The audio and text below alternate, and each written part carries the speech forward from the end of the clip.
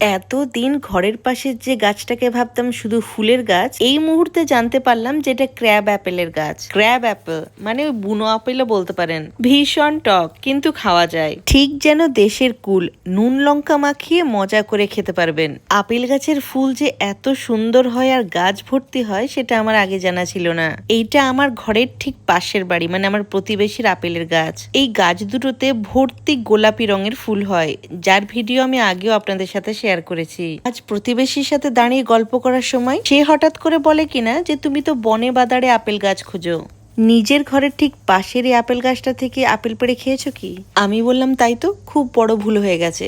বলতে না বলতেই 4খানা আপেল পেড়ে নিলাম। দেখতে অনেকটা ছোট ছোট লাল বেরির মতন। এগুলো পাখিদের ভীষণই পছন্দের খাবার। গাছে যত না বেশি ধরে থাকে, গাছের তলায় তত বেশি গড়াগড়ি খায়।